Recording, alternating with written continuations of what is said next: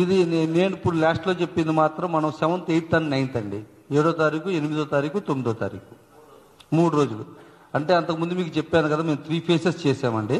First మాకు 2 phases మాకు first ఫేజ్లో బీఆర్ఎస్ చాలా స్ట్రాంగ్గా కనపడింది. సెకండ్ ఫేజ్ వచ్చేటప్పుడు కొంచెం తగ్గింది.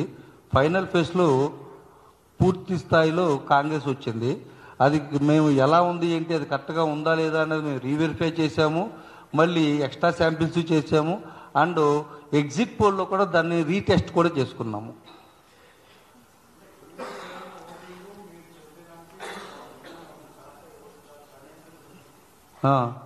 చెప్పు.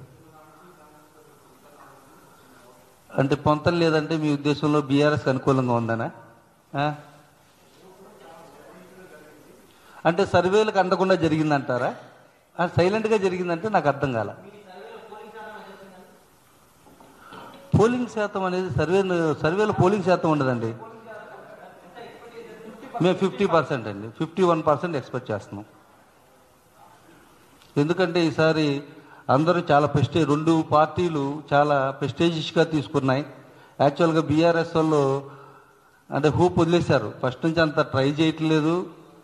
ఏదైనా బీఆర్ఎస్ కాదు, బీజేపీ వాళ్ళు బీఆర్ఎస్ను కాంగ్రెస్ చాలా ప్రెస్టీజ్గా తీసుకుని ప్రతి ఒక్కరూ చాలా చాలా కష్టపడుతూ ఉన్నారు. ఓటింగ్కి శాతం అయితే మాకు తెలిసి 51% అయితే పోలవద్దన్న ఉద్దేశంతోనే మేము ఈ సర్వేని ఆ డేటాబేస్లో తీసాం. ఓకే, 1 or 2% మేబీ అటు ఇటు అవ్వచ్చు. ఎండ్ ఆఫ్ ద డే చూద్దాం. యాక్చువల్గా 1 or 2% ఎక్కువైనా మనకి రిపోర్టింగ్ ఎప్పుడు ఎఫెక్ట్ పడుతుందంటే మార్జిన్ కూడా 1-2%లోనే కాంగ్రెస్ లీడ్ ఉన్నప్పుడు అది ఎటైనా వెళ్ళే అవకాశం ఉంది.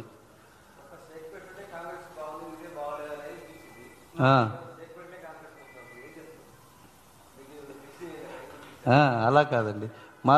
అంటే ఇప్పుడు షేక్పేటలోకి వచ్చేటప్పటికి మనకి సర్వే హౌస్ టు హౌస్, అన్ని సర్వేల కంపెనీలు హౌస్ టు హౌస్కి వెళ్ళటం వీలు పోయడం ఉండదు. మేము దానికోసం కొంతమంది ముస్లిం మహిళలను స్పెషల్గా తీసుకుని ఆ ఇళ్ళకు పంపించి ఇంట్లో డోర్ స్టెప్ సర్వే చేయించి చెప్తున్నాం. అది ఇప్పుడు కరెక్ట్గా చెప్పాలంటే మీకు కనుక రిజల్ట్ స్టార్ట్ అయినప్పుడు మీకు ఒక ఫస్ట్ 3-4 రౌండ్ల దాకా బీఆర్ఎస్ ఒక 1 or 2,000 మెజార్టీలోనే కనపడవచ్చు. అక్కడ నుంచి ప్రతి రౌండు కాంగ్రెసే లీడింగ్ కనపడుద్ది.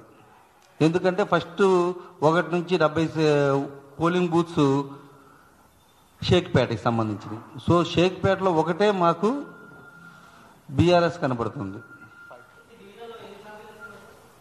అంటే డివిజన్ వైజ్ కాదు, బూత్ వైజ్ అండి. బూత్కి 10 samples, 407 booths, 10 each booth 7 samples, 4070 samples total.